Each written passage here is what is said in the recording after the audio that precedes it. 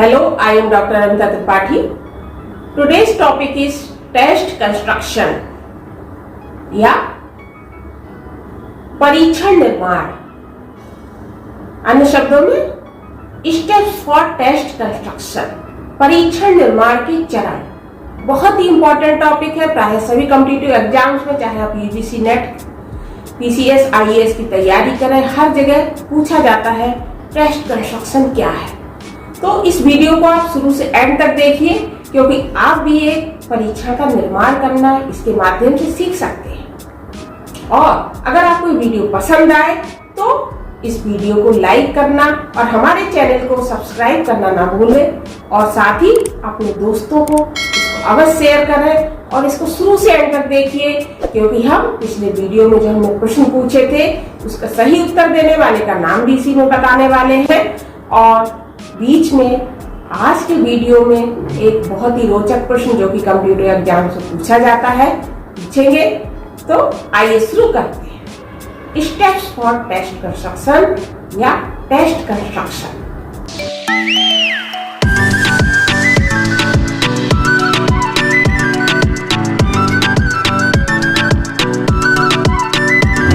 तो पिछले वीडियो में मैंने दो प्रश्न पूछे थे।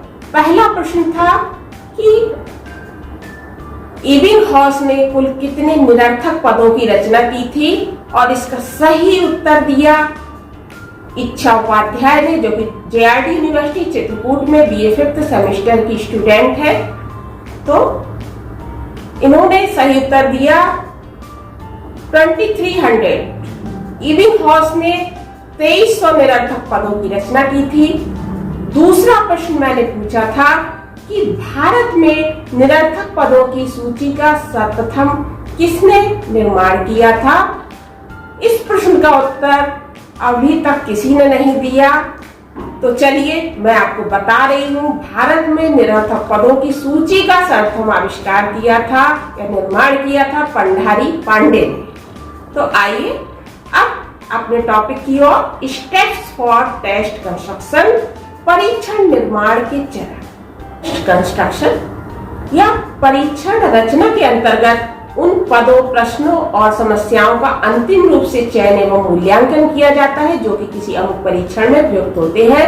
प्रायः सभी शैक्षणिक और मनोवैज्ञानिक परीक्षणों में निम्नलिखित 5 चरणों का प्रयोग किया जाता है। फर्स्ट स्टेप, परीक्षण की योजना बनाना, planning the test. Second step, परीक्षण के प्रारंभिक रूप की तैयारी, preparing the preliminary draft of the test. Third step, परीक्षण के प्रारंभिक रूप की जांच, trying out the preliminary draft of the test. इसमें 2 स्टेप आते हैं, pre try out and actual try out. Actual try out में 2 चीजें, आइटम डिफिकल्टी और आइटम वैलिडिटी। इसके बाद फोर्थ स्टेप है परीक्षण का मूल्यांकन करना, evaluating the test. Fifth step और फिफ्थ या लास्ट स्टेप है परीक्षण को अंतिम रूप देना, preparing the final draft of the test. तो ये 5 चरण हैं जिनके आधार पे एक मनोवैज्ञानिक परीक्षण, एक शैक्षणिक परीक्षण का निर्माण किया जाता है। ध्यान से इस वीडियो को देखिए, क्योंकि आप भी सीख पाएंगे और आप भी एक इसके देखकर एक अच्छे मनोवैज्ञानिक परीक्षण का निर्माण कर सकते हैं। तो आइए, पहला first step, planning the test. तो the first step is planning the test, परीक्षण की योजना बनाना। कहा गया है well plan is half done. Well plan is half done. यदि आपने किसी कार्य को शुरू करने के पहले उसकी ठीक से योजना बना ली तो समझ लीजिए कि आपका आधा कार्य हो गया। तो जैसे किसी मकान का निर्माण करते हैं तो पहले उसका एक मैप बना लिया जाता है। मैप बनाने से क्या होता है कि हमको बहुत सुविधा हो जाती है कंस्ट्रक्शन में। तो इसी तरह से जब भी हमें किसी परीक्षण का निर्माण करना है तो सबसे पहले उसकी ठीक से योजना बना लेनी चाहिए। अब प्रश्न ये उठता है कि योजना कैसे बनाई जाए, किन किन बिंदुओं का ध्यान रखा जाए योजना बनाने में। तो योजना बनाने में कुछ प्रमुख बिंदु जिनका हमें ध्यान रखना चाहिए वो है, पहला, what is the purpose of the test. परीक्षण का उद्देश्य क्या है, हम परीक्षण क्यों और किसके लिए बनाने जा रहे हैं। उद्देश्य संक्षिप्त और सरल होना चाहिए और एक अर्थक होना चाहिए। ऐसा ना हो कि उसके दो अर्थ निकल रहे हो तो कंफ्यूजन की स्थिति हो सकती है। दूसरा, परीक्षण की विषय वस्तु का निर्धारण करना। सब्जेक्ट मैटर क्या रहेगा, जैसे मान लीजिए हमें कक्षा 10 के विद्यार्थियों के लिए बुद्धि परीक्षण का निर्माण करना है, तो कक्षा 10 के विद्यार्थियों की बुद्धि के अंतर्गत क्या क्या हम कौन कौन सी योग्यताओं को सम्मिलित करेंगे, जैसे कि न्यूमेरिकल एबिलिटी का मापन करेंगे, वर्बल एबिलिटी का मापन करेंगे आदि। इस तरह से इसके अलावा प्लानिंग में और क्या देखेंगे, डिटर्मिनेशन, नेचर, उसकी प्रकृति क्या है। प्रकृति में हम देखेंगे कि परीक्षण हमारा शाब्दिक होगा या अशाब्दिक होगा, वर्बल होगा या नॉन वर्बल होगा। इसके अलावा डिटर्मिनेशन ऑफ द मीडियम, हम माध्यम का निर्धारण कर लेंगे। माध्यम में हम देखेंगे कि परीक्षण के जो प्रश्न है हम हिंदी भाषा में बनाएंगे या अंग्रेजी भाषा में, या हम मिक्स रखेंगे या किसी अन्य भाषा में। नेक्स्ट, एडमिनिस्ट्रेशन मेथड, प्रशासन विधि। परीक्षण का प्रशासन कैसे करेंगे, व्यक्तिगत करेंगे या सामूहिक करेंगे, ये सब हम इसमें निश्चित कर लेते हैं। इसके अलावा प्लानिंग में एक चीज का और ध्यान रखना चाहिए, सामाजिक आर्थिक स्तर का निर्धारण, कि परीक्षण किस आयु वर्ग और किस शैक्षिक वर्ग के लोगों के लिए है, और आयु समूह, और एक और इम्पोर्टेंट चीज है सैंपल, हम किस प्रतिदर्श को उसके अंतर्गत लेंगे।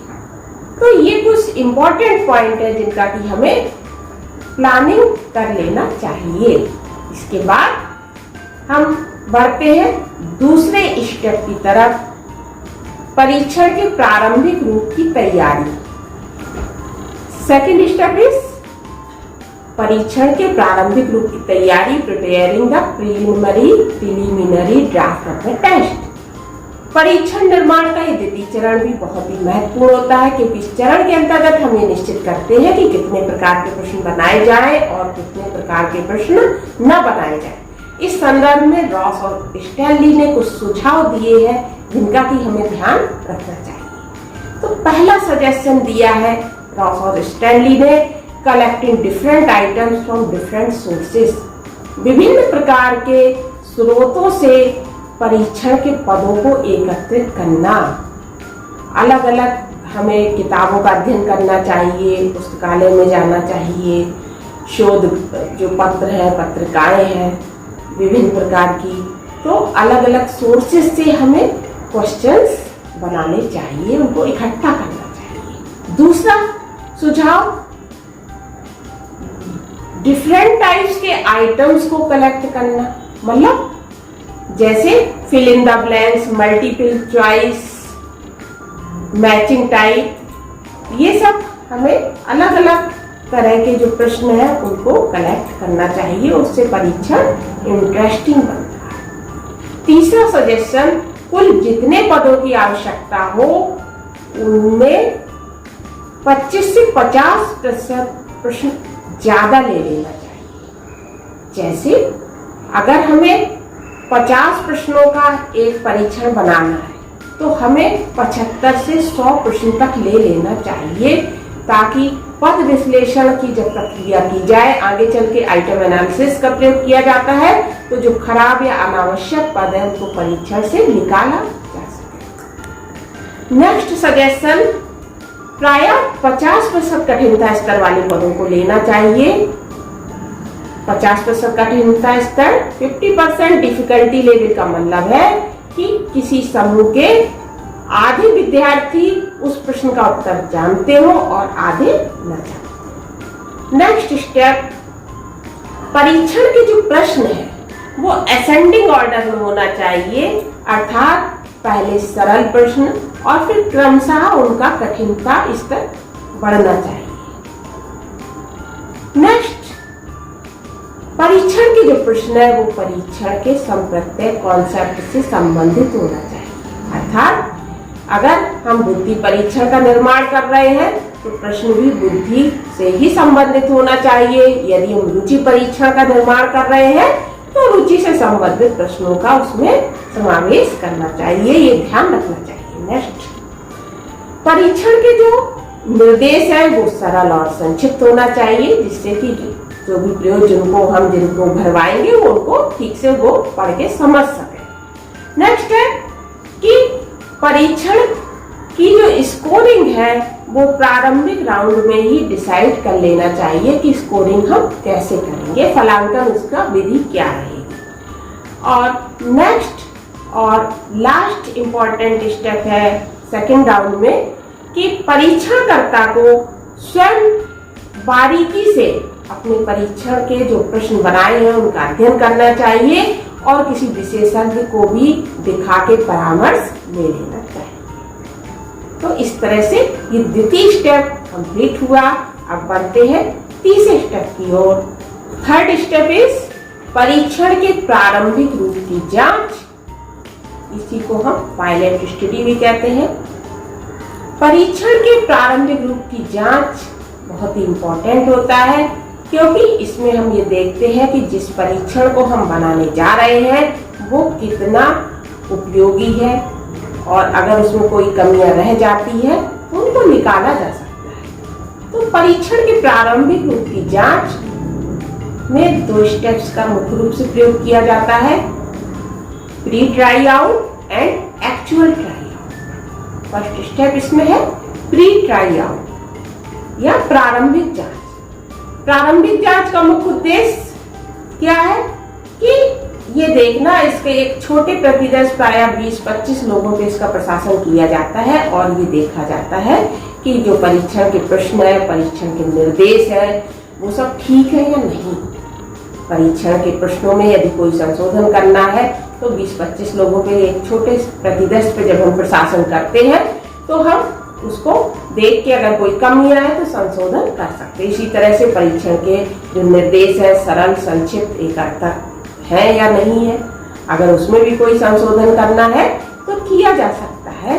तो इस तरह से हम प्री ट्राई आउट करके परीक्षण में जो भी हमें अन्य कमियां रह गई है उसको देख सकते हैं और दूर कर सकते हैं। प्री ट्राई आउट के बाद एक्चुअल ट्राई आउट या वास्तविक जांच।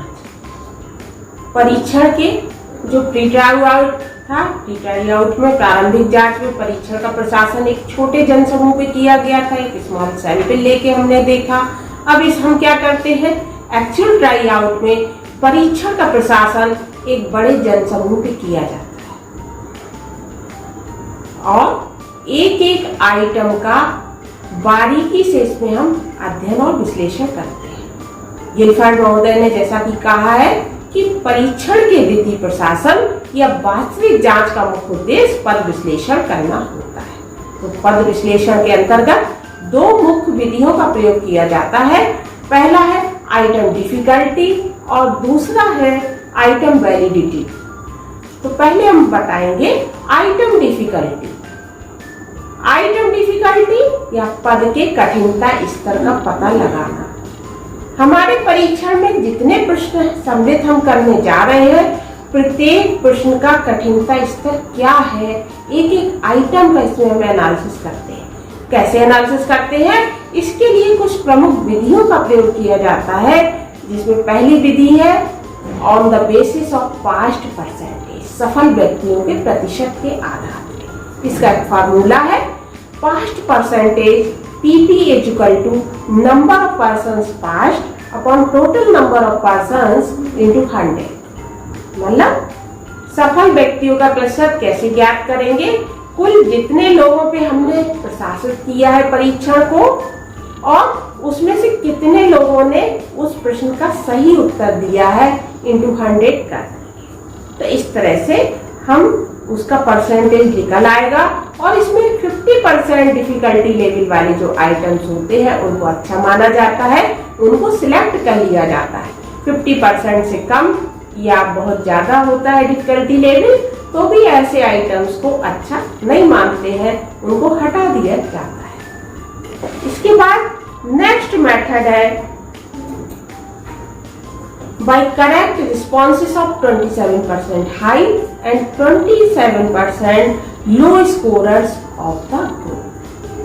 27% उच्च और 27% निम्न समूह के तापमान ज्ञात करके हम इसको पता लगाते हैं।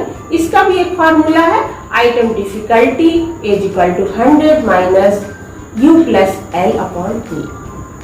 तो इसमें हम क्या करते हैं, हमने एक बड़े जनसमूह पे परीक्षा का प्रशासन किया, तो उसमें से अपर जो है हाईएस्ट 27% की संख्या और नीचे से लोएस्ट 27% दोनों के दो ग्रुप में अलग अलग स्कोर कैलकुलेट कर लेते हैं।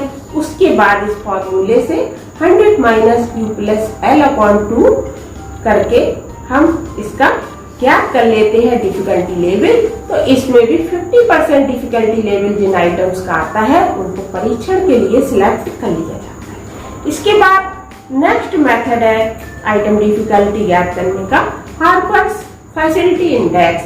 हार्पर ने भी 27% हाई और 27% लो ग्रुप के प्रतिक्रियाओं के आधार पे अपना फॉर्मूला बताया। हार्पर का फॉर्मूला है facility index FI is equal to RU plus RL upon 2E into 100। तो इसमें भी 27% अपर वाले ग्रुप ले लेते हैं, ऊपर से जिन्होंने हाईएस्ट की तरफ से रिस्पॉन्स आई है 27% और निचले स्तर से नीचे से 27% दोनों ग्रुप को जोड़ के और टोटल हमने जितने ग्रुप में प्रशासित किया है अपॉन करके 100 से मल्टीप्लाई करके हम ज्ञात कर लेते हैं। जैसे मान लीजिए उच्च समूह के 35 और निम्न समूह के 25 लोग उन्हें सही उत्तर दिया और कुल 200 लोगों से वो रिस्पॉन्स भरवाया गया। तो इस फॉर्मूले के अनुसार FI is equal to 35 plus 25 upon 2 into 54 into 100, क्योंकि 200 टोटल जो हमने सैंपल लिया उसका 27% 54 हुआ। तो इस तरह से 2 इंटू 54 किया और 100 से हमने डिवाइड किया, तो इस तरह से 56% डिफिकल्टी लेवल आया।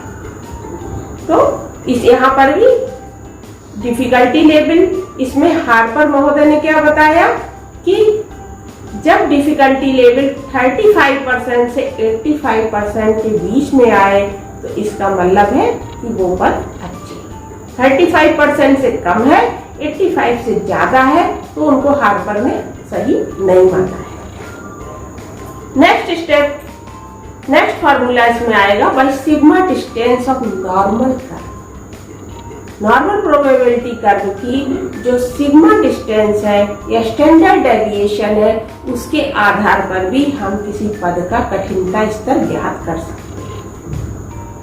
एनपीसी नॉर्मल प्रोबेबिलिटी कर्व में अगर सिग्मा डिस्टेंस मीन से जितना ही पॉजिटिव साइड में अधिक होती है उसका डिफिकल्टी लेवल उतना ही अधिक माना जाता है, और सिग्मा डिस्टेंस मीन से नेगेटिव साइड में जितनी कम होती है उसका कठिनता स्तर उतना ही कम माना जाता है। जैसे मान लीजिए कि किसी पद का कठिनता लेवल जो है 0.5 ST आ रहा है एनपीसी माइनस 0.5 ST, इसका मतलब क्या हुआ कि ये समूह के 69% लोगों ने इसको सही हल किया, और यदि पॉजिटिव साइड से प्लस 0.5 ST आ रहा है तो इसका मतलब है कि इसको 31% लोगों ने ही सही हल किया। तो इस तरह से नॉर्मल प्रोबेबिलिटी कर्व की सिग्मा डिस्टेंस ज्ञात करके भी हम किसी आइटम की डिफिकल्टी लेवल का पता लगा सकते हैं। तो हम इनमें से किसी भी विधि का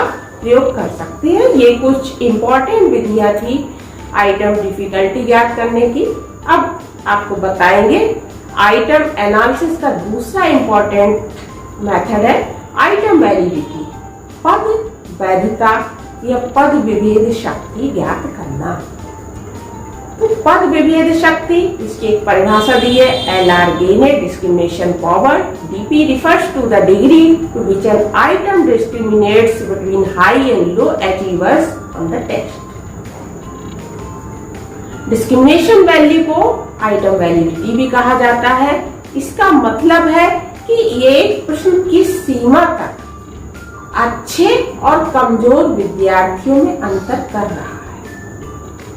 तो पद वैधता के द्वारा हमें ये पता चल जाता है।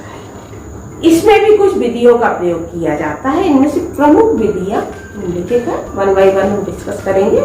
फर्स्ट मेथड है biserial correlation method. बाइसीरियल correlation method में इंटरनल कंसिस्टेंसी ज्ञात की जाती है।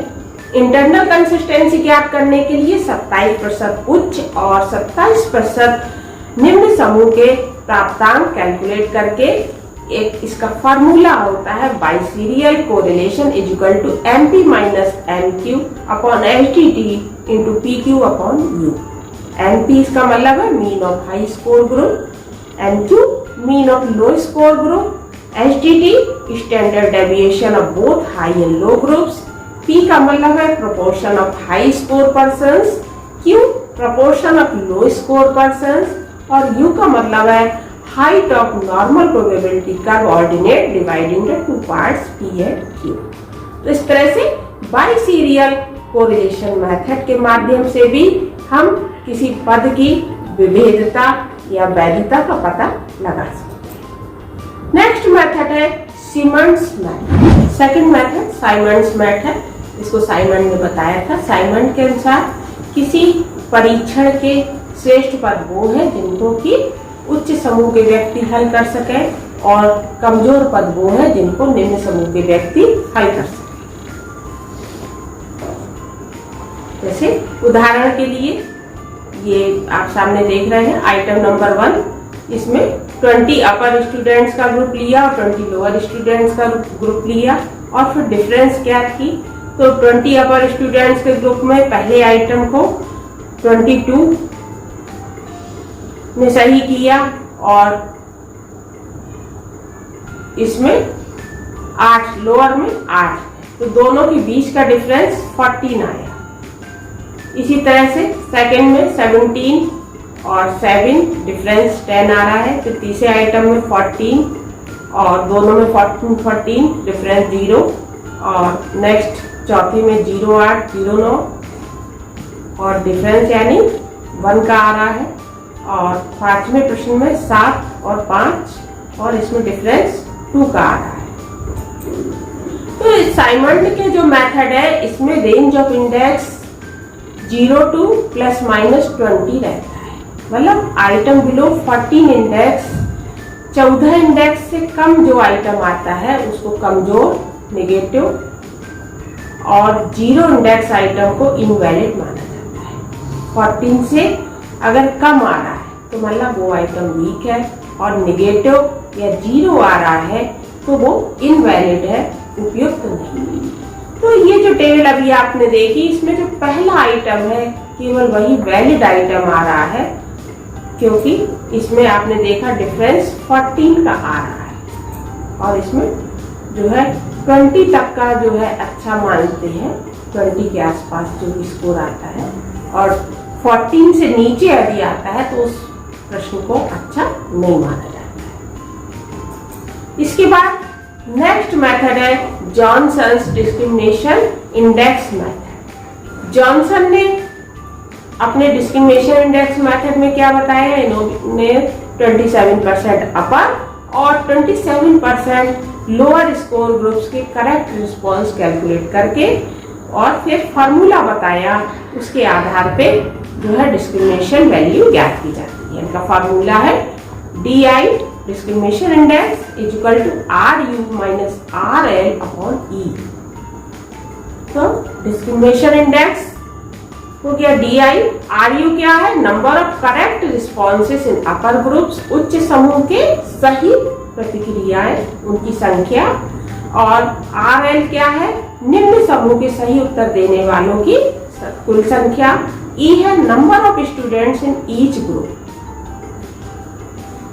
जॉनसन की विधि में 0.40 से वैल्यू यदि अधिक आती है तो ऐसे आइटम को अच्छा माना जाता है परीक्षा में। इसके बाद नेक्स्ट मेथड है स्टैनलीज 27% अपर एंड 27% लोअर ग्रुप मेथड। इस विधि में क्या होता है, इसमें भी 27% उच्च सही और 27% निम्न नीचे से सही उत्तर देने वालों की संख्या ज्ञात कर लेते हैं प्रत्येक आइटम में, और फिर उन दोनों के बीच की डिफरेंस ज्ञात कर लेते हैं। जैसे इसमें आप देखिए, इसमें दिया है अपर में 99 और लोअर में 38, दोनों के बीच का डिफरेंस पहले आइटम में 61 आ रहा है, तो इसको एक वैलिड माना। इसके बाद सेकंड आइटम में अपर में 74 और लोअर में 66, तो दोनों के बीच का डिफरेंस 0.8 आ रहा है, तो इस तरह से इसको वीक या कमजोर पद माना जाएगा। फिर तीसरे में आप देखिए 58, 23, दोनों के बीच का डिफरेंस 35, यानी ये वैलिड आइटम है। तो जितना ही डिफरेंस हाई होता है उच्च और निम्न समूह के प्राप्तांकों के बीच में, उसका मतलब आइटम की वैलिडिटी उतनी ही अधिक है। और इसकी रेंज क्या रहती है, इसका प्रसार क्या रहता है, इसमें डिस्क्रिमिनेटिंग पावर इंडेक्स, इसका जो रेंज होता है 00 to 100 रहता है, और इसमें 11 और below 11 range discriminating power index items are considered weak and are not included in the list. 11 या 11 से कम जिनका रेंज आता है उनको परीक्षण में सम्मिलित नहीं किया जाता है। 11 से ऊपर आता है तो ऐसे आइटम्स को हम सिलेक्ट कर लेते हैं।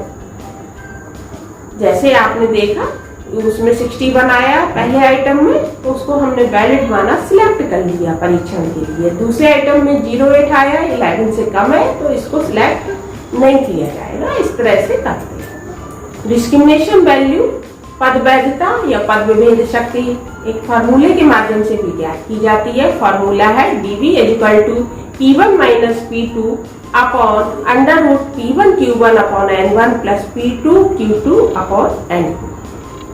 P1 क्या है? उच्च समूह के सही उत्तर देने वालों की कुल संख्या। P2 निम्न समूह के सही उत्तर देने वालों की कुल संख्या।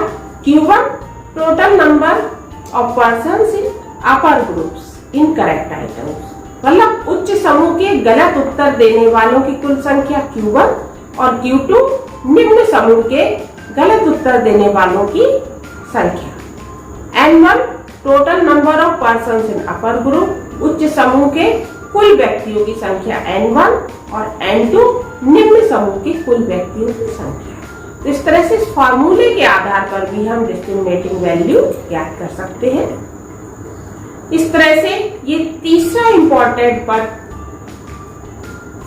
संपन्न हुआ परीक्षण निर्माण का, जो कि बहुत ही इंपॉर्टेंट है, क्योंकि इस पद में हम देखकर आइटम एनालिसिस करके, क्योंकि हमने प्रारंभ में 25% से 50% प्रश्न अधिक रखे थे, ताकि आइटम एनालिसिस की प्रोसेस द्वारा अनावश्यक पदों को, रिलीवेंट आइटम्स को हटाया जा सके। तो हम विभिन्न विधियों का प्रयोग करके, आइटम एनालिसिस करके, आइटम वैलिडिटी और डिफिकल्टी लेवल ज्ञात करके जो अननेसेसरी आइटम्स है उनको हटा देते हैं, और फाइनली जो अच्छे श्रेष्ठ पद है उनको चयन कर लेते हैं। इसके बाद परीक्षण निर्माण का चौथा चरण, 4th स्टेप आ जाता है, परीक्षण का मूल्यांकन करना, evaluating the test. 4th step evaluating the test, परीक्षण का मूल्यांकन करना।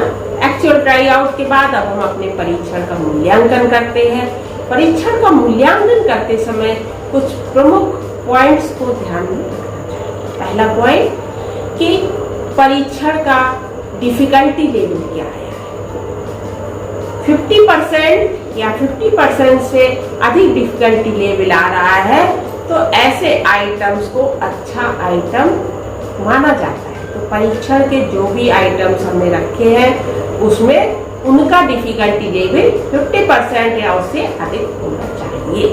सेकंड है जो मीनिंगलेस आइटम्स हैं या जो डुअल मीनिंग है, जिनका भी दो अर्थ ही है, ऐसे आइटम्स को अपने परीक्षण से निकाल देना चाहिए। तीसरा इंपॉर्टेंट स्टेप हमें इवैल्यूएशन करने में ध्यान रखना चाहिए कि आइटम्स का जो डिस्क्रिमिनेटिंग वैल्यू है, पद का जो विभेद शक्ति या पद विभेद मूल्य है, वो भी अच्छा होना चाहिए।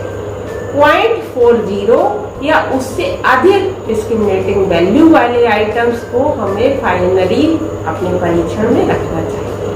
और 0.40 से जो कम आते हैं उनको हमें अपने परीक्षण में नहीं सम्मिलित करना चाहिए। नेक्स्ट है कि परीक्षण की वैधता, वैलिडिटी ज्ञात करने के लिए अन्य परीक्षण के साथ हमें उसका कोरिलेशन देखना चाहिए, अन्य परीक्षणों के साथ कंपैरिजन करना चाहिए और इस तरह से हम वैलिडिटी ज्ञात करते हैं, तो एक बाह्य कसौटी के साथ कोरिलेशन ज्ञात करके। इसके अलावा हमें परीक्षण की विश्वसनीयता भी ज्ञात करनी चाहिए, रिलायबिलिटी, क्योंकि जितनी ये अधिक होती है वो परीक्षण उतना ही अधिक वैलिड या वैध माना जाता है। तो परीक्षण की जो रिलायबिलिटी है या विश्वसनीयता है उसके लिए कई विधियां हैं, उनमें से किसी भी विधि का प्रयोग करके हमें परीक्षण की रिलायबिलिटी को ज्ञात कर लेना चाहिए। इस तरह से हम परीक्षण का मूल्यांकन करते हैं। इसके बाद नेक्स्ट और लास्ट स्टेप है परीक्षण निर्माण का, परीक्षण को अंतिम रूप देना। फिफ्थ एंड लास्ट स्टेप परीक्षण निर्माण का, परीक्षण को अंतिम रूप देना, preparing the final draft of the test. इसमें हम फाइनली या उसको एक फाइनल टेस्ट देते हैं और परीक्षण के आइटम्स को 1 by 1 लिखते हैं, साथ ही परीक्षण के निर्देश, समय सीमा, फलांकन विधि, प्रशासन विधि आदि सभी निश्चित करके भी लिख लिए जाते हैं। तो इस तरह से ये जो 5 स्टेप्स हैं इनके आधार पे एक मनोवैज्ञानिक परीक्षण या एक मानकीकृत परीक्षण, एक स्टैंडर्डाइज्ड टेस्ट को निर्मित किया जा सकता है। क्योंकि जब ये फाइनली हो जाता है, अंतिम टेस्ट दे दिया जाता है, उसके बाद ही परीक्षण की विश्वसनीयता, वैधता और मानकों का निर्धारण किया जाता है। इस तरह से एक स्टैंडर्डाइज्ड टेस्ट हम बना सकते हैं। तो उम्मीद है आपको वीडियो पसंद आया होगा और यदि आपको पसंद आया है तो प्लीज इसको लाइक करना और हमारे चैनल को सब्सक्राइब करना ना भूलें और बेल आइकन को दबा दें और अपने दोस्तों को उसको शेयर अवश्य करें। और अब आते हैं आज का एक प्रश्न आपसे पूछ रहे हैं, तो आपको बताना है कि भारत में सबसे पहले मनोवैज्ञानिक परीक्षण का निर्माण किसने किया था? Who first invented psychological test या who first constructed the first psychological test in India? Bharat में सबसे पहले मनोवैज्ञानिक परीक्षण का निर्माण किसने किया था? तो अपने प्रश्न का उत्तर कमेंट बॉक्स में लिखिए। Thank you.